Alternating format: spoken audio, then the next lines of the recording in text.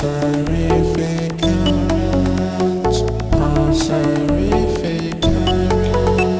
TEMPHUiBIS here, and this week is fight week, and this Saturday is UFC 142, which is in Rio de Janeiro, Brazil again.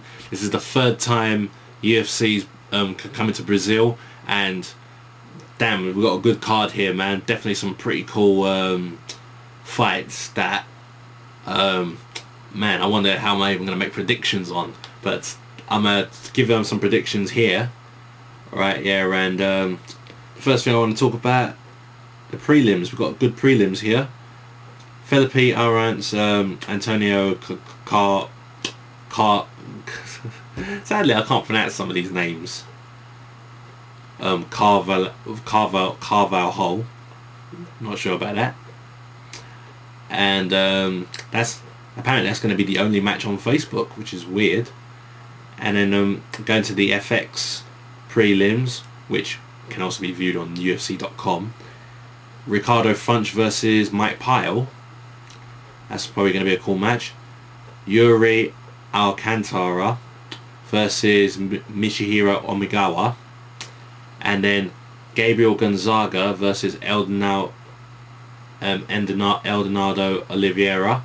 Can't wait to see that. That's going to be a fantastic match. Thiago Tavares versus Sam Stout. Sam Stout coming off a fantastic win, and if he's going to make those hands of steel count, boy, it's going to be perfect. So let's get on to the main card, and I want to talk about the first match here. Edson Barboza versus Terry Etim.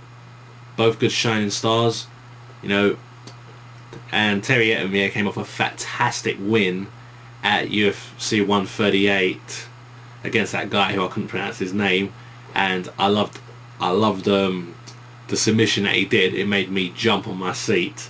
Everyone knew what I was like then. Terry Etim does have a perfect ground game. You know, he's one of the English guys that disproves all of the England's only good for strikers and all that sort of thing. But Edson Barboza is a very well-rounded fighter, and his stand-up is really, really terrific. You know, this match is going to be a real tough match to call.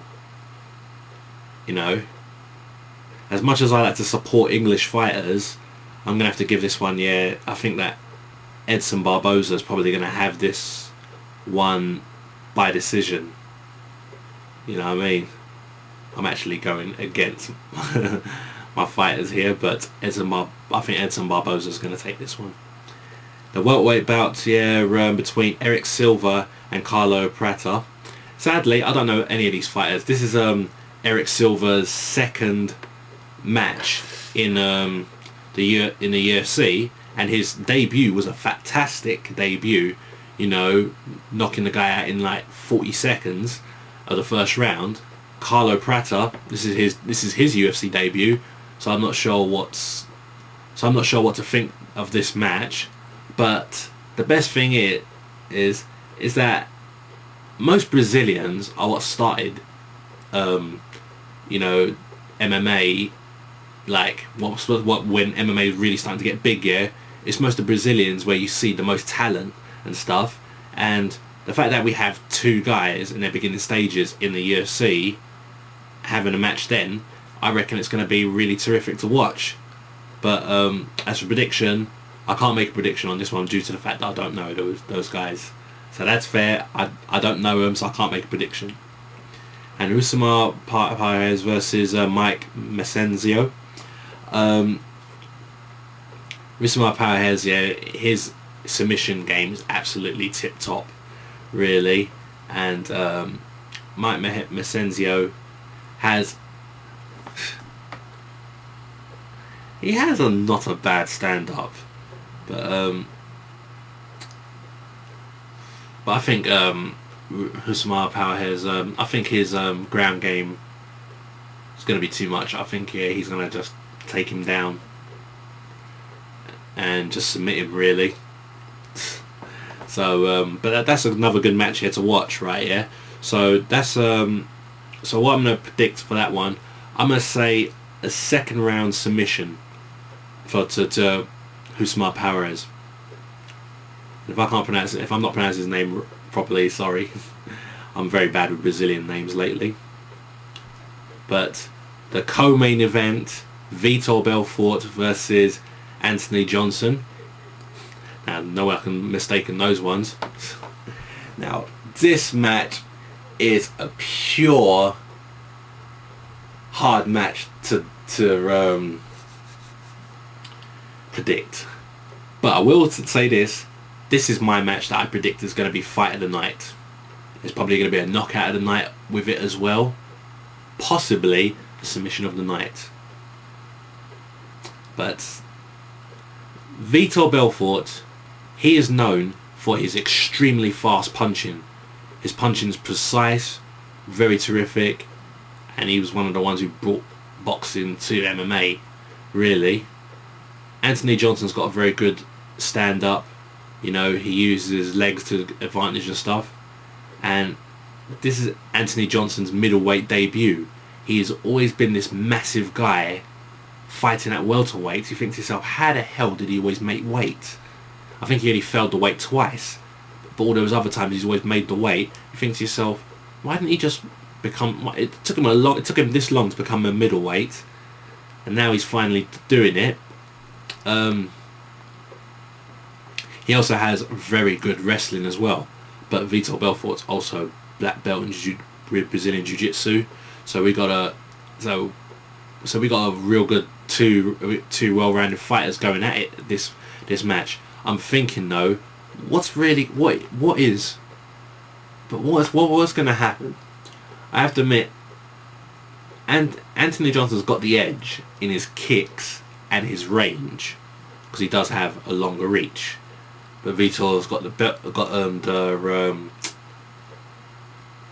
the advantage when it comes to the punches, because his punches is freaking awesome and he can punch really fast.